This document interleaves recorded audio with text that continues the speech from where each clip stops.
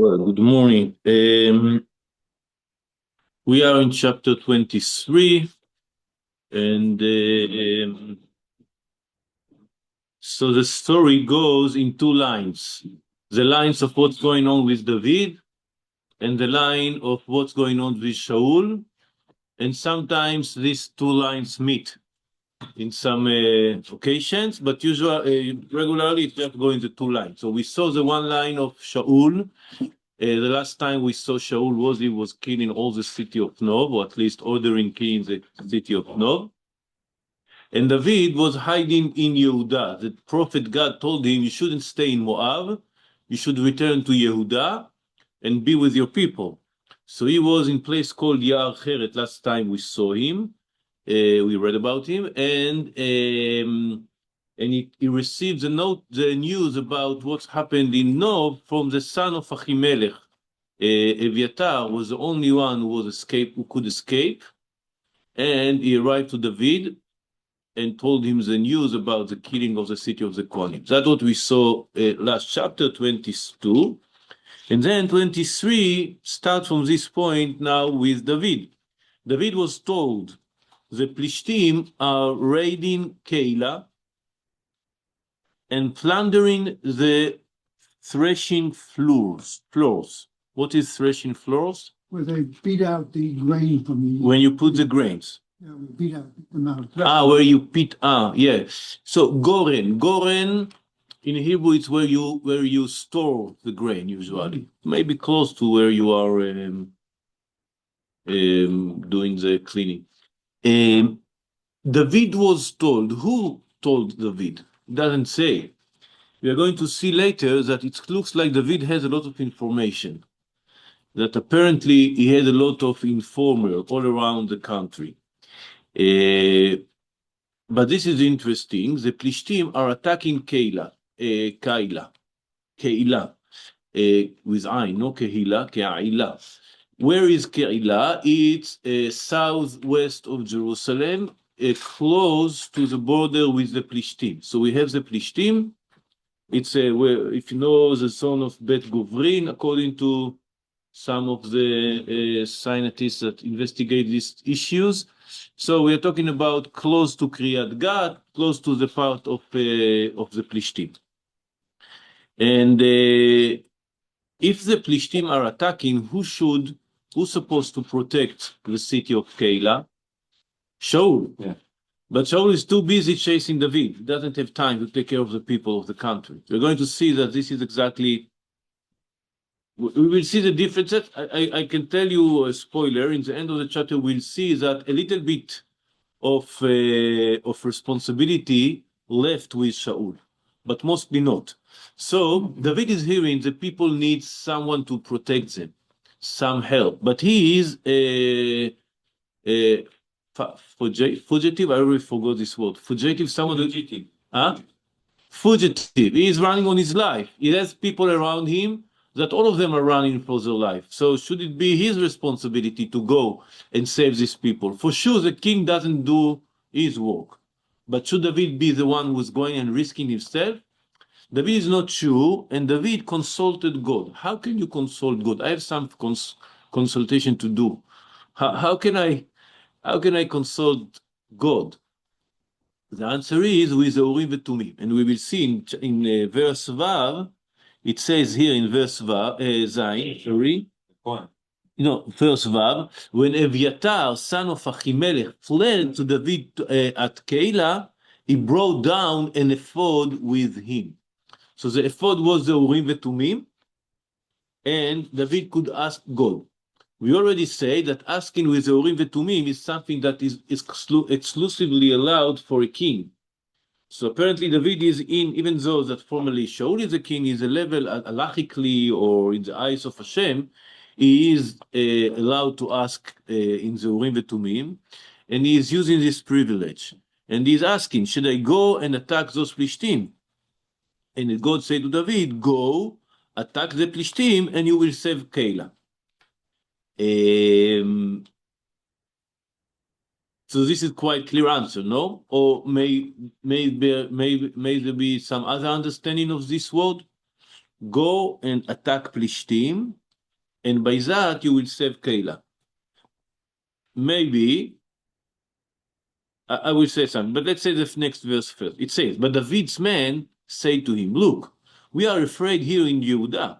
How much more if we go to Keilah against the forces of the Plishtim? Why are they afraid? They are afraid because of Shaul. Shaul is chasing them. They are running for their life. And they are in Yehuda. So Yehuda, it's a big place. It's all the center of Israel. But apparently they were in the zone of the desert, of the wilderness, where it's far from the danger. Now, going there, it's going to be in between Am Israel and the Plishtim, between Shaul and the Plishtim, in a very dangerous place. And we are going to see that this dangerous, after that, was materialized. But Hashem told David to go. So what's the problem? So we can say they don't believe enough. We saw it wasn't the best people of Am Israel. They were all the half criminals, people that are near the society, not exactly the mainstream of society. So maybe they weren't believer enough. Or maybe, God said, go and attack them and you'll save the place, but he doesn't say what'll happen to the men. Maybe they'll die. Okay, that's true. When Hashem told them to go, he doesn't say that you're going to return alive. And I would say another thing, maybe he said attack Plishtim generally. He doesn't say go to Keilah. And say, how can we go directly to Keilah, the most dangerous place? So David asked again. And the Mefarshim said he didn't ask for himself, he didn't have doubt, but he wanted the people to be more confident, to have more... So David consulted God again, and God answered him, march down at once to Keilah. So directly. It's not, we cannot make a mistake here. For I am going to deliver the Plishtim into your hands. Not only that you should go there, you're also going to win the battle. So maybe there's no guarantee that everybody will return, but at least we know that you will return. So the former, like Philip, the former may say, you will save Keilah, but maybe you will die. Here it says you are going to win. You're going to defeat the Plishtim. So this was quite clear, and David taking the responsibility. Now, like we said before, David is building his status as a leader and the king of Am Israel. It started with having the Kohen, having the Navi, having an army, and now protecting the borders. It's like almost all the function of government, functioning government. It's not 100%. There are other things you have to take care of, like economy, like resolving conflicts between the people. It was one of the main rules of the king, was to resolve problems between people. So he's not taking all the responsibilities of the king, but some of the most important of them. David is going. So David and his men went to Keilah and fought against the Plishtim. He drove off their cattle and inflicted a severe defeat on them. Thus David saved the inhabitants of Keilah. So it looks like it was a good move, right? Everything going well. David is winning again with only 600 people, and he's saving the city. So now we should receive more power, no? There are more people, so surely the people of Keilah should be in his side. About the cattle here, it's not very clear. What? Who goes to war with cattle? Yeah, so why the Plishtim went to the war with cattle? And another question, why does it say that the Plishtim were attacking the Gronot, where they stored the grain? Didn't they attack the city itself? It looks like the city was a closed place, like we're going to see later, with walls, protected place, but people cannot grow grain inside the walls. They must go out, and they must keep everything. So the Plishtim attacking, they're attacking the sources of food, the supply of the city. So if you are attacking, you're attacking the granot, you have two options. Or you can take it with you to your city, or you can take your cattle to eat everything. Okay, so both cases you need animals, or you need animals to carry all the grains to the city. Remember what it says here in the beginning of the chapter. It says that they were raiding plundering the threshing floors. Okay, so they were going for the grain. So to eat the grain, they need the cattle. So that's why what it says, that David took their cattle and saved the city. Um, and then here it said, it's not very clear. I didn't find good explanation of why this verse is here and not before that. It could have been said, the verse says, when Aviatar son of Achimelech fled to David at Keilah, he brought down an ephod with him. So that verse could have been in the end of the former chapter, when it said that Aviatar arrived to David. It could have said, and he brought with him the ephod. It could have been before David asking Hashem, so we would understand how David could ask Hashem, because he had the ephod. It's like between two stories, that in the two stories David is asking Hashem, so maybe it's in the middle. I don't know exactly. I didn't find good explanation to why this verse is here, but anyway, it explains how David can ask Hashem, because he has the ephod of Eviatar. So Shaul was told, so exactly what the people of David was afraid of happened. Shaul was told that David had come to Keilah, and Shaul thought, God has delivered him into my hands, for he has shut himself in by entering a town with gates and bars. So like we said before, the city of Keilah was, how do you say, when you're going into when you catch animals, to a trap, yeah. So you're going into a trap. So David was actually closing himself in a trap, because it's a city, he's with 600 people, and he's in a city that is closed. The only thing that Shaul has to do is to come there and catch him. Now, Shaul didn't bother come there when he heard that the Philistines are attacking. But he did bother going there when he heard that David is there. So we can see again how the dysfunctioning of the king, what are the priorities? Chasing your illusionary enemy or protecting your people. So what he says, Shaul summoned all the troops for war against David, not against the Philistines, to go down to Keilah and besiege David and his men. When David learned that Shaul was playing, again, how David learned, like we said in the beginning, how David knows that, so he has intelligence, he has people. How deep the intelligence of David arrived? Who stayed in the city that is loyal to David? Michal, maybe more, Yonatan. We will see maybe a hint for that later. But Shaul is hearing what's going on, and he summoned all the people to the war against David. And when David learned that Shaul was planning to harm him, he told the priest Eviatar to bring the ephod forward. So again, he asked in Hashem. And David said, O eternal God of Israel, your servant has heard that Shaul, your servant meaning me, I heard that Shaul intends to come to Keilah and destroy the town because of me. Now here, it's a reminder the story of what? Of Nov. It's not just a concern, it's something that is real. Shaul is really, really getting crazy, killing people, destroying cities, everything to destroy David. So my presence here is a real danger for the people of Keilah. So will the citizens of Keilah deliver me into his hands? Meaning, I just saved them. Are they totally in my side? Can I just make this place my city and prepare to the war against Shaul? And we talked about that in Sefer Yeshua a lot, that cities with wall, cities that was protected was a big advantage, especially if you have good army. Today, wars are meaningless, but in the old times, sometimes to take down a city with the walls took months, if not years. And it's not worked many times. So David now has a question. I saved the city.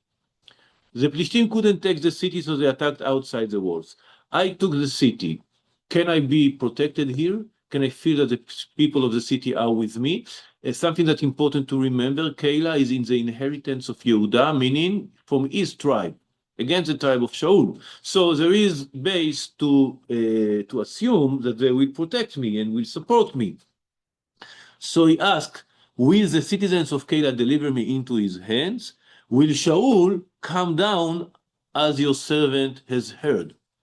So the order of the questions here is confusing. What should he ask first? Will Shaul come down? And after that, if he come down, will the citizens of the city will give me, how you say, deliver me. What?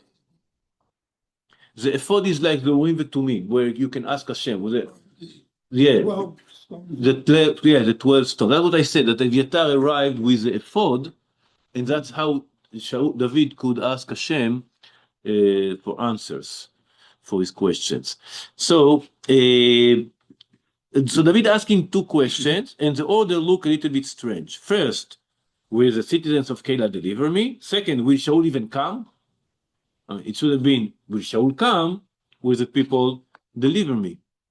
So, O eternal God of Israel. So the question starts with the word, O eternal God of Israel, and ends with the word, O eternal God of Israel, your servant. Please tell your servant. And God said, He will. Who is He? Shaul. So what answer is Hashem answering? Second The question. second question.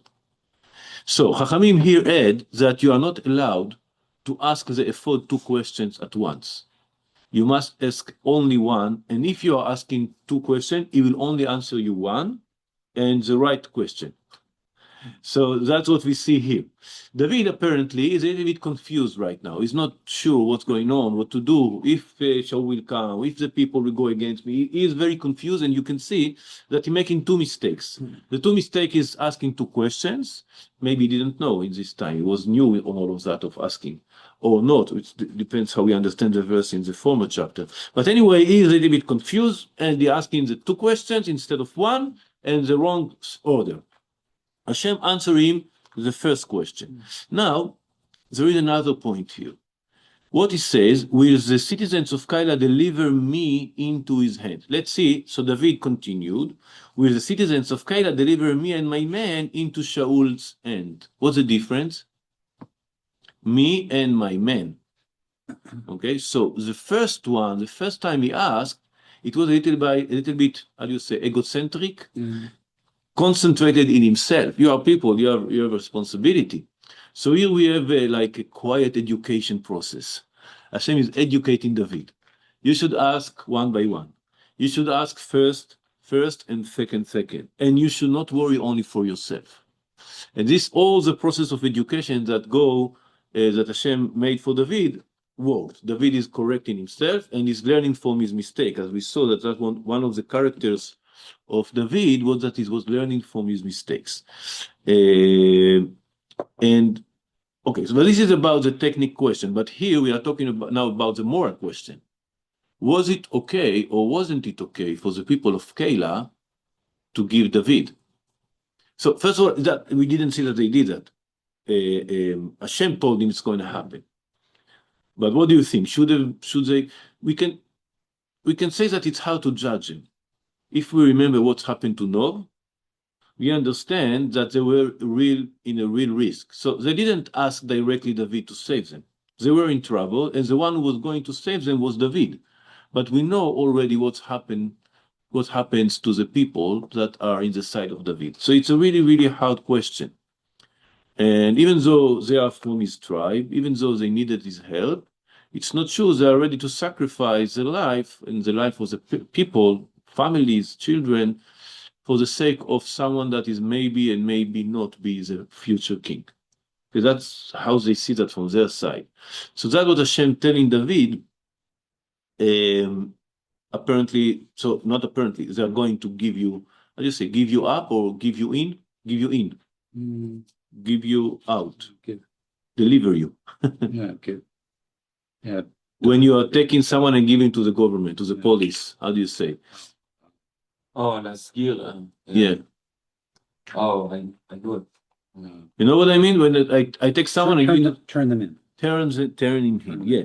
So David knows now that they're going to turn him in, and that's the reason he left. So again, he didn't go to fight against the people of the city. He didn't insist. He didn't put them in a test.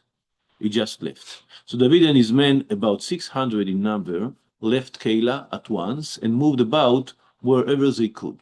So now the starting of time of wandering around on all the sons of Yehuda and south, in the desert of Yehuda, and even more south towards Egypt, not until Egypt, but in all these places which are a lot of deserts over there. So he's going to wherever he could. That means that one day in this place, one day in another place. And when Shaul was told that David has got away from Keilah, he did not set out. So David was staying in the strongholds of the wilderness of Yehuda. He stayed in the hill country, in the wilderness of Ziph. Shaul searched for his constantly, but God did not deliver him into his hands. David was once at Choresh in the wilderness of Ziph when David learned that Shaul had come out to seek his life. So here, this is the situation. Apparently, these verses describe the situation that is going on for months, maybe even years. We don't know exactly how long it took, but it took a lot of time that Shaul was chasing David, neglect all his responsibilities as the king, and David is moving from place to place, and of course, with the help of Hashem, he is able to be safe, to stay safe most of the time. We're going to see some cases that not. But see, here's something interesting. No, after all this wandering, he arrived to a place called Wilderness of Ziph, which is also in the tribe of Yehuda. So meaning the people of Ziph are from Yehuda. It's another point that it's in the desert near Ziph. It says desert, wilderness. Wilderness can be the zone around the city where you don't live, and usually you are not able to grow stuff, but you are able to have to be shepherd, to pasture, to give to have flocks, right? Sheep and goats. So he is over there in Horsha. Horsha, it's or a name of a place or a kind of a forest. Choresh is a forest, but with low trees. And Shaul is looking for him and doesn't find. And suddenly, Shaul's son Yonatan came to David at Choresh and encouraged him in the name of Hashem. We'll see about this conversation, but how did Yonatan find him? We have said that Shaul is looking for him all the days and doesn't find. And Yonatan goes and finds him. How it's possible? Two answers. First, we just saw that Hashem didn't let Shaul find David. So it was something specifically for Shaul. The help of Hashem was to protect David. Yonatan is not a danger for David, so Hashem didn't protect David from Yonatan. Second explanation, more rational, what we say before. David learned, David heard, David knows. Here also, David learned that Shaul had come to seek. Learned from whom? We say that apparently David has a lot of intelligence. And who is the head of intelligence of David in the house of Shaul? Yonatan. So this is theory, right? It's not written. But it makes a lot of sense that David had connection with Yonatan all the time. So when Yonatan wants to meet David, he can. I said you last time or before that I didn't remember if they met again, so this is the last meeting. This is the last meeting of David and Yonatan. So David came to encourage Yonatan came to encourage David. And again, Yonatan keep with his line, I support you, I may be even helping you, but I won't abandon my father. So he came to visit, he didn't come to stay with David, which was a tragic decision for him. I'm going to see later. So he said to him, do not be afraid. The hand of my father Shaul will never touch you. You are going to be king over Israel, and I shall be second to you. And even my father Shaul knows this is so. And the two of them entered into a pact, again, before God. David remained in Choresh, and Yonatan went home. So here about this conversation, I just want to add another comment, and maybe with that we will finish for today. The ideal model of the kingdom of Israel is cooperation, a combination between the leadership of the sons of Leah and the leadership of the sons of David, of Rachel. It should be a combination of both. That would be the ideal. For that, you need someone to agree to be the second. And this is one of the hardest things to do. That's where Shaul failed. Yonatan here shows his greatness, but saying, I will be the second, you will be the first. Being able to say, you will be the first, I will be. And this is how it should be. David, meaning the house of Yehuda, should be the first, and one of the sons of Rachel should be the second. We saw this model in the conflict between Yehuda and Yosef in the Sefer Bereshit. So there, Yehuda was the first. Yosef was the first. Apparently, it was needed in that time. We see that here between Jonathan and David, or Shaul and David, which didn't go well. Later, there is a story about Yoravam. Yoravam was the first king of the kingdom of Israel. And there is a midrash that we mentioned once already that Hashem offered to Yoravam to be together with him and David in Gan Eden. And Yoravam is asking who is first. Hashem told him David is first. And then he said, I don't want to be the second. The midrash. Okay, so the meaning of that it's really hard to combine these two parts of Am Israel. Once we have that, we're going to have the redemption. And this is also reflected in the fact that according to the Kabbalah, we have two Mashiach. Mashiach ben David and Mashiach ben Yosef. There is Mashiach son of David, Mashiach son of Yosef. The Mashiach son of Yosef is not the son of Yosef from Bethlehem, is the son of Yosef HaTzadik. I mean, in the descendants of Yosef HaTzadik. Okay, so only this combination is the ideal way that it should be done. And it will be done like that in the end of the days. And we know that in the Galut, we have the tribe of Yehuda and the tribe of Binyamin together. Again, sons of Leah and sons of Rachel. Okay, all this combination. And this is exactly what Jonathan is offering here. But he doesn't have the courage, or maybe he shouldn't, make the step forward and join David. Practically. Not when Shaul will die, not later. Now. Join now to David to have this combination right now. It didn't happen. They only did a pact, but Jonathan returned to his home, and David stayed in Chorsha, in the wilderness. Okay, I think we will stop here today. Thank you, Rabbi. Thank you, Rabbi. Thank Thank you. you, John and Phil, for your breakfast.